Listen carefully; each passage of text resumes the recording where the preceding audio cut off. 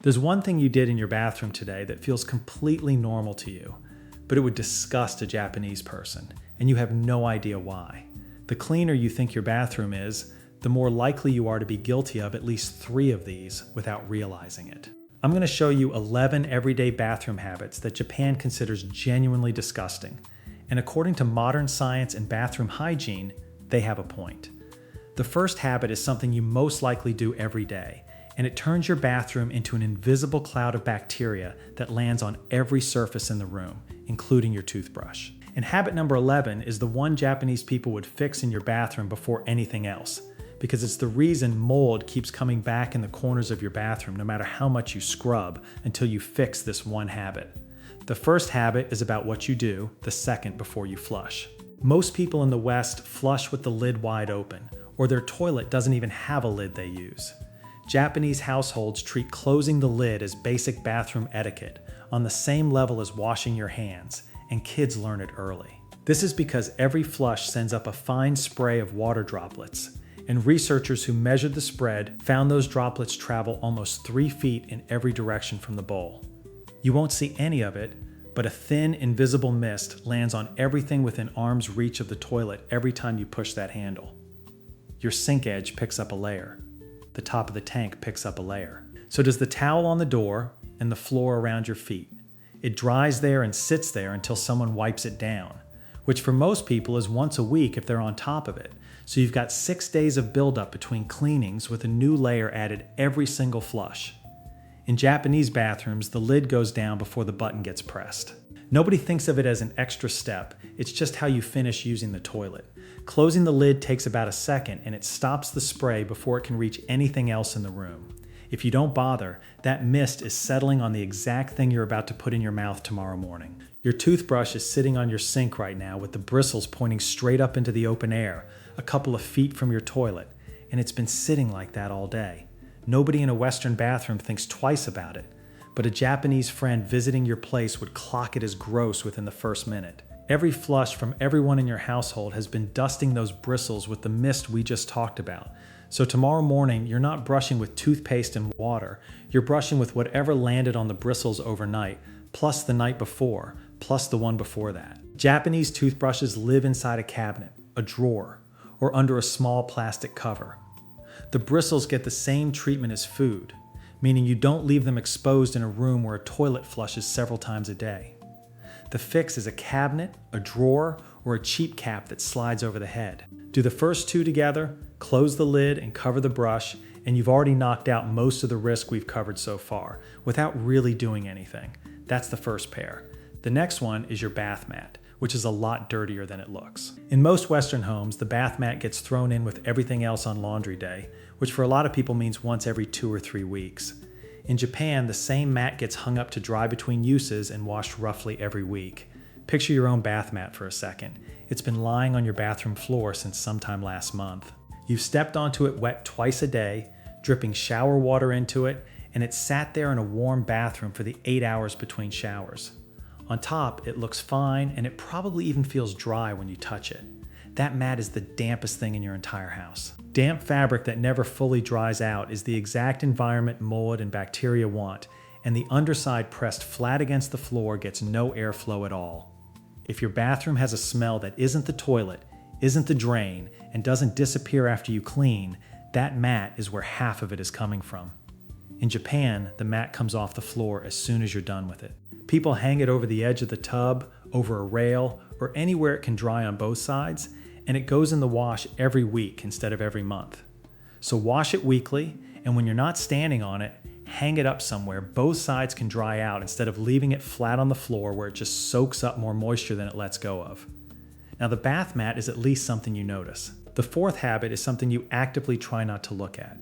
And if keeping your bathroom clean matters to you, I've put all the Japanese methods they use to keep their home and land spotless and organized into this book.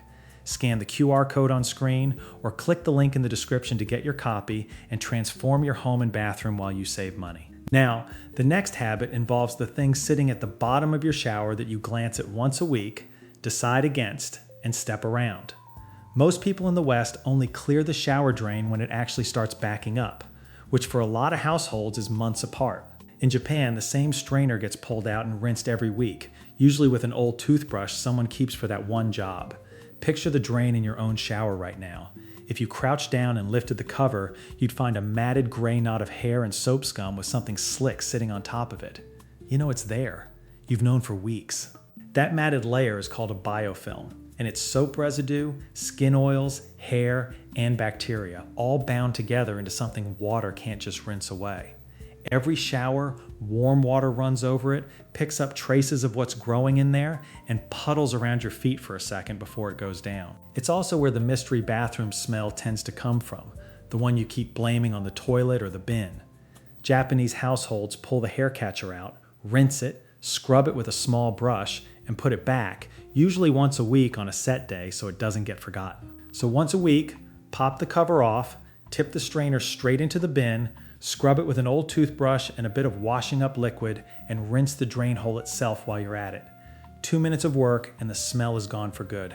Once you start noticing that pattern of damp things nobody dries and hidden things nobody looks at, the next habit is going to be harder to hear because it's something you wrap around your body every single day. The fifth Western habit that disgusts Japanese people is the one you touched today, probably in the last hour or two.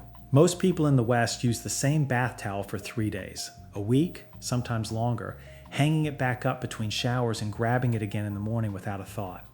In a recent Japanese survey of over 100,000 people, nearly half said they wash their bath towel every single day, and another quarter wash it every 2 or 3 days. Look at your bath towel. It's on the hook or the rail right now, folded over itself. You used it this morning, and yesterday, and probably the morning before that. It smells fine, it looks fine, and you'll reach for it again tomorrow without giving it a second thought. Every time you dry off, the towel soaks up water, plus everything on your skin, so dead skin cells, natural oils, and whatever soap didn't rinse away. Left folded over on itself in a warm, humid bathroom, it never fully dries between uses. By the third or fourth day, you aren't drying off with a clean towel anymore. You're rubbing yourself down with the same damp fabric that's been getting a bit more alive by the day.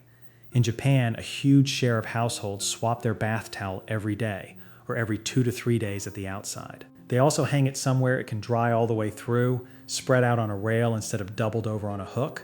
So rotate your towels more often than you think you need to, and hang the one you're using spread out on a rail so it can actually dry between showers. Even changing it every 3 days is a massive step up from once a week. There's one more damp fabric problem coming. But before that, there's something damp almost everyone has in their bathroom, and almost everyone in the house shares it.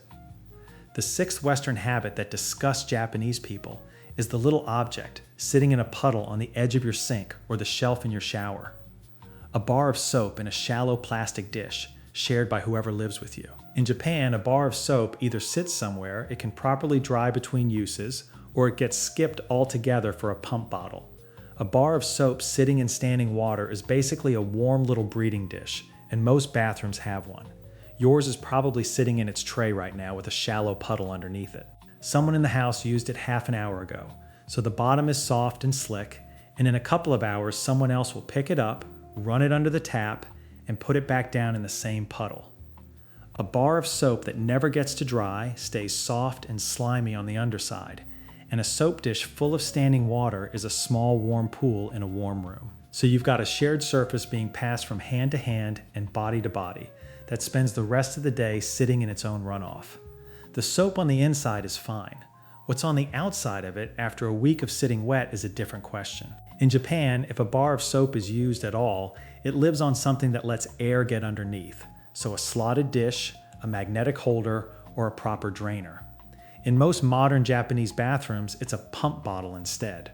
One push per use, nothing shared, nothing left sitting wet. So either switch to pump soap, one bottle by the sink and one in the shower, or get yourself a soap dish that actually drains so the bar can dry out between uses. That covers the wet object side of things. The next few habits are about how you actually clean yourself in there. The seventh Western habit that disgusts Japanese people is almost invisible because it happens so fast.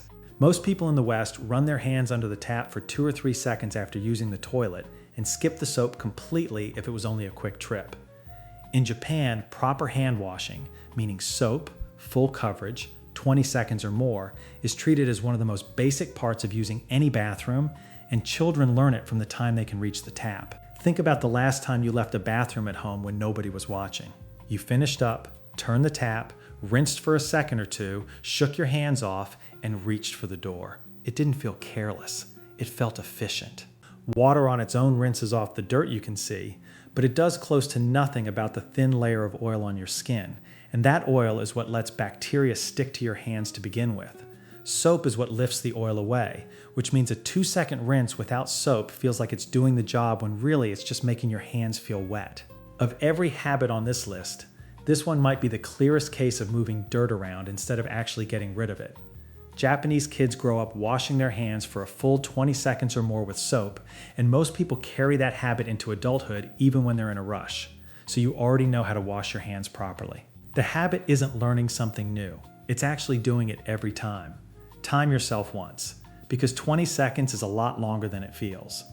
On the subject of doing the step properly, the next habit is the biggest cultural gap on this whole list.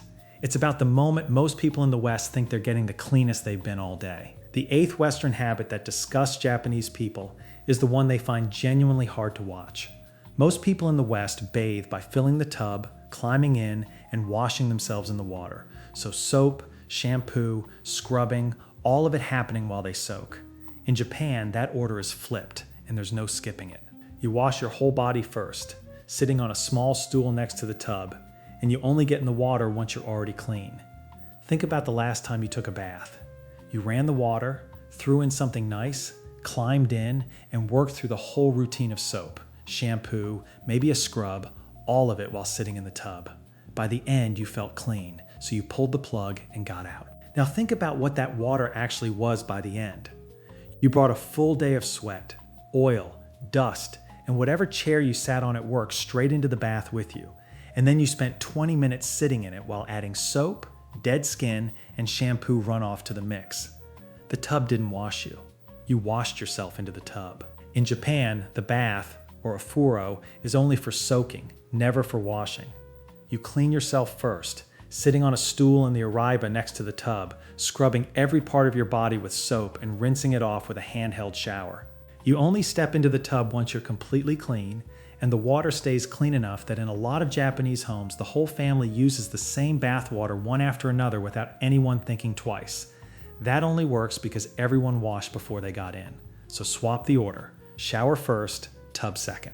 Wash yourself standing up under the shower before you step in, and the bath goes back to being what it's supposed to be, a place to soak instead of a place to clean.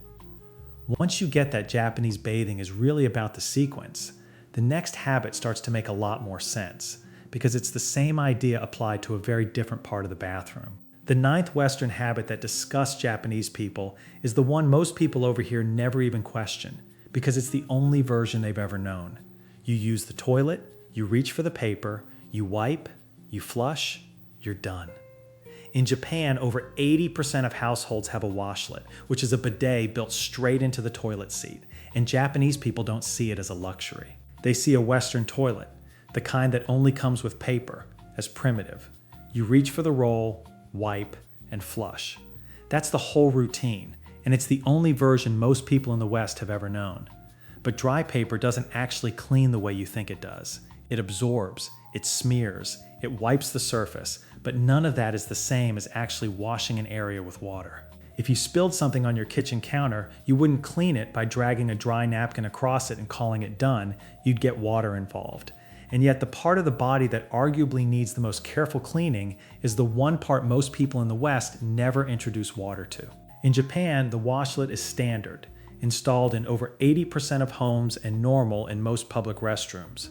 It sprays warm water, and then you pat dry with a small piece of paper. You don't have to renovate anything to try this. A basic bidet attachment fits under any existing toilet seat, costs about the same as a modest pair of shoes, and takes 10 minutes to install. Use it once and you'll wonder how you got through the last 30 years without it. That's the toilet dealt with. The 10th one is about what happens the second you leave the room. The 10th Western habit that disgusts Japanese people is what happens between rooms. In most Western homes, the bathroom floor and the hallway floor might as well be the same floor. You walk in on socks or bare feet. You walk out on the same socks or bare feet, and there's nothing separating the two. In Japan, the toilet room has its own dedicated pair of slippers that stay in that room and never cross the threshold. And one survey found that 94% of Japanese households still enforce the rule. Think about what's on your feet right now. Bare feet, or socks, or a pair of slippers you also wear in the kitchen.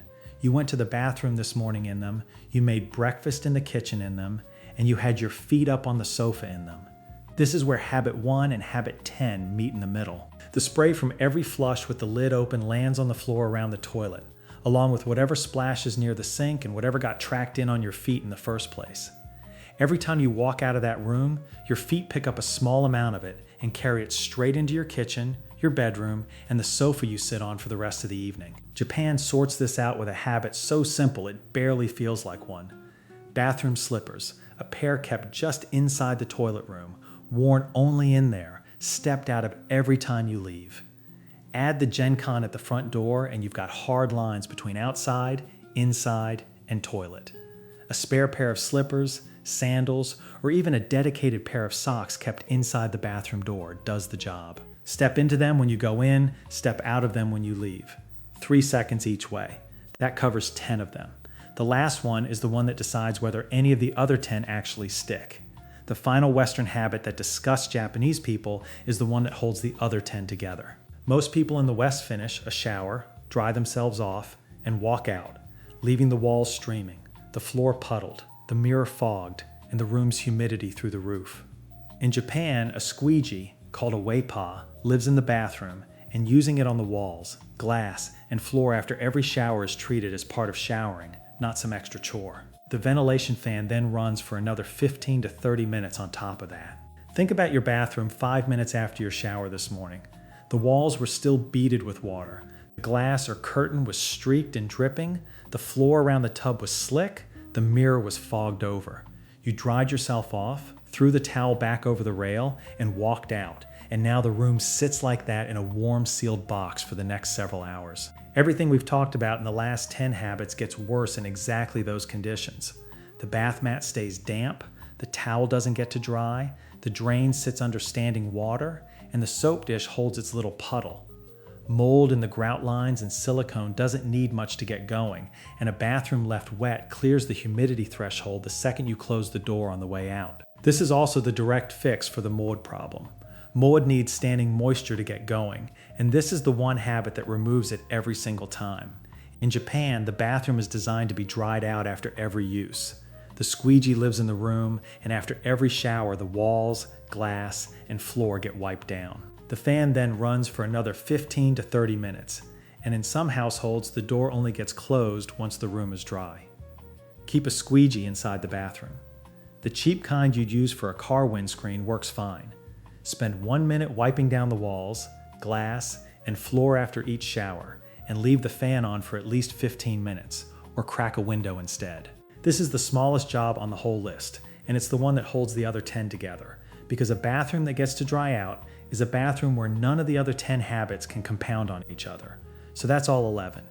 If you want to know which one to start with, ask yourself 3 questions about any habit in your bathroom. Is what should be wet actually wet? And is what should be dry actually dry right now?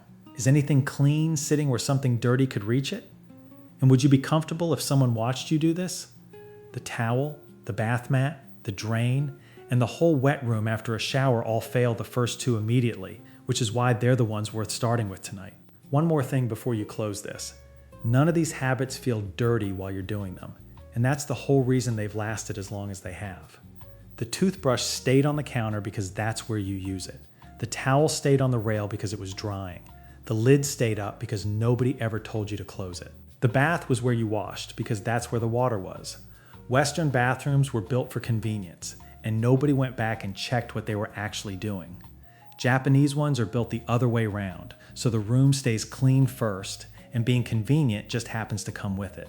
Pick one and make it the squeegee tonight after your shower, because it takes about 90 seconds and you'll notice the difference in the morning.